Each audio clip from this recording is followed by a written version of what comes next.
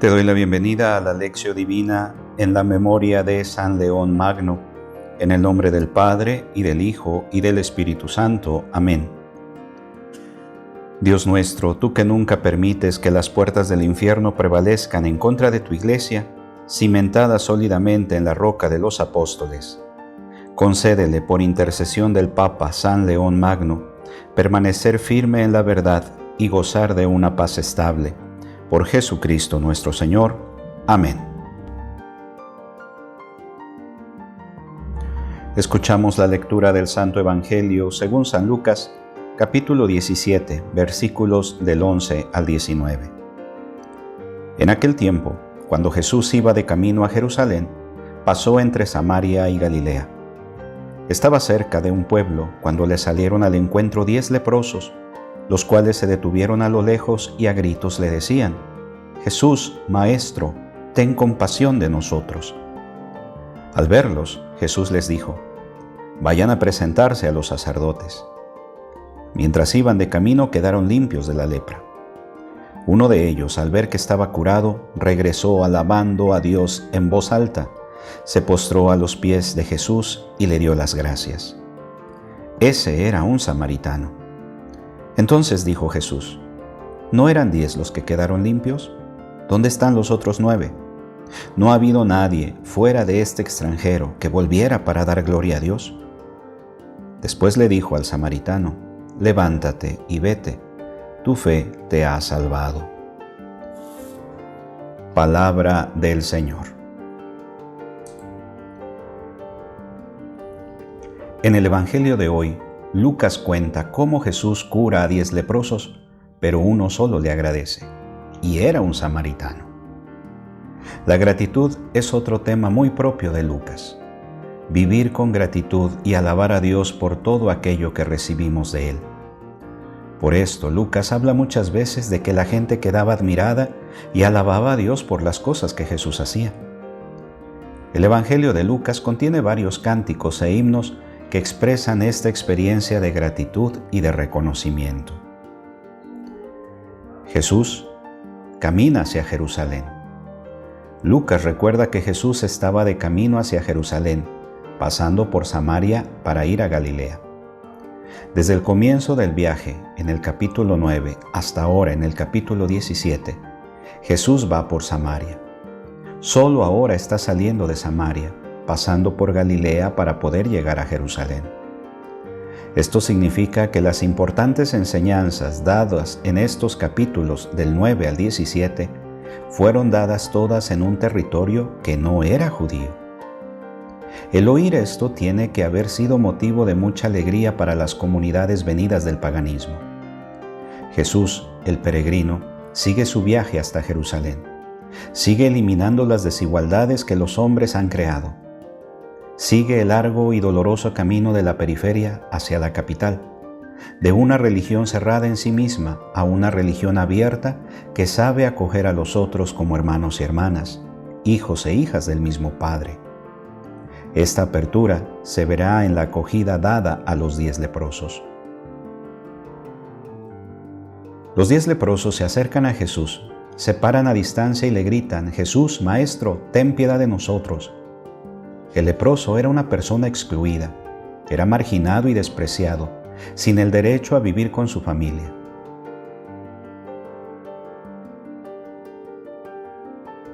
Según la ley de la pureza, los leprosos debían de ir con ropa rota y el cabello suelto gritando: impuro, impuro. Para los leprosos, la busca de un tratamiento significaba lo mismo que buscar la pureza para poder ser reintegrados en la comunidad. No podían acercarse a los otros. Si un leproso tocaba a alguien, le causaba impureza y creaba un impedimento para que la persona pudiese dirigirse a Dios.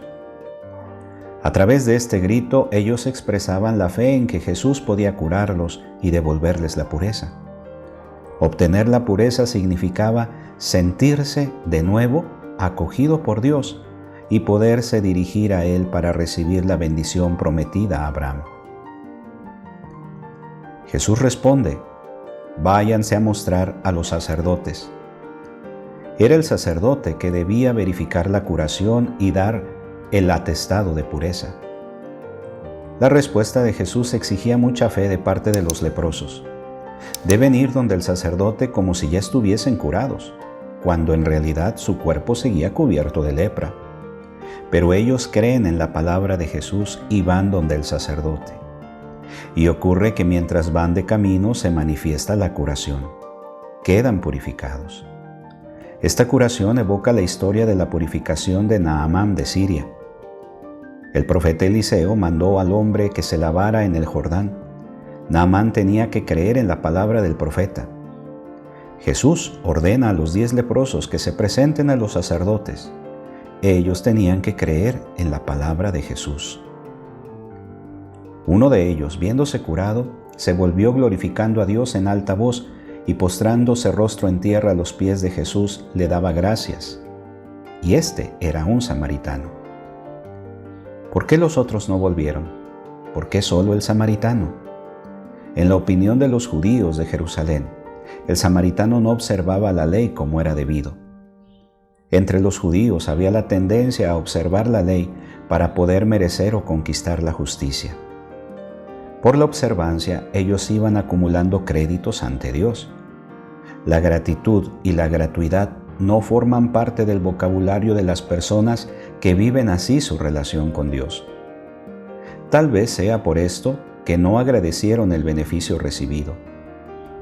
En la parábola del Evangelio de ayer, Jesús había formulado la pregunta sobre la gratitud. ¿Acaso tiene que dar las gracias al siervo porque hizo lo que le mandaron? Y la respuesta era no. El samaritano representa a las personas que tienen la conciencia clara de que nosotros, los seres humanos, no tenemos mérito ni crédito ante Dios. Todo es gracia, empezando por el don de la vida. Jesús se extraña. ¿No quedaron limpios los 10? ¿Los otros 9 dónde están? ¿No ha habido quien volviera a dar gloria a Dios, sino solo este extranjero? Para Jesús, agradecer a los demás por el beneficio recibido es una manera de dar a Dios la alabanza que le es debida. En este punto, los samaritanos daban lecciones a los judíos. Hoy son los pobres los que desempeñan el papel del samaritano y nos ayudan a redescubrir esta dimensión de la gratuidad de la vida. Todo lo que recibimos tiene que ser visto como un don de Dios que viene hasta nosotros a través del hermano, de la hermana. Para Lucas, el lugar que Jesús daba a los samaritanos es el mismo que el que las comunidades tenían que reservar a los paganos. Jesús presenta al samaritano como un modelo de gratitud y de amor al prójimo. Esto debía ser muy chocante, pues para los judíos, samaritano o pagano era la misma cosa. No podían tener acceso a los atrios interiores del templo de Jerusalén, ni participar del culto. Eran considerados portadores de impureza, impuros desde la cuna.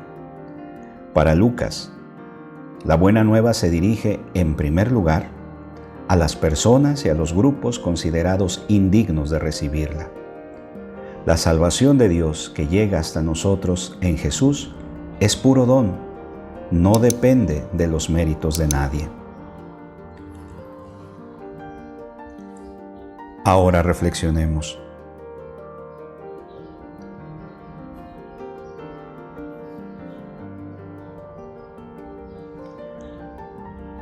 ¿Tú sueles agradecer a las personas?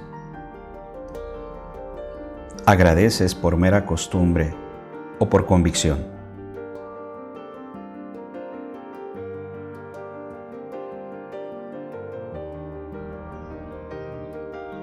Y en la oración, ¿agradeces u olvidas?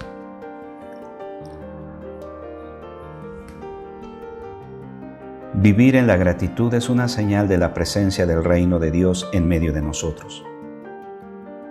¿Cómo transmitir para los demás la importancia de vivir en la gratitud y en la gratuidad?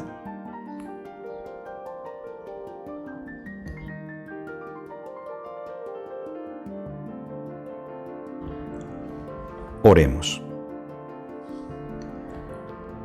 El Señor es mi pastor, nada me falta. En verdes pastos me hace reposar.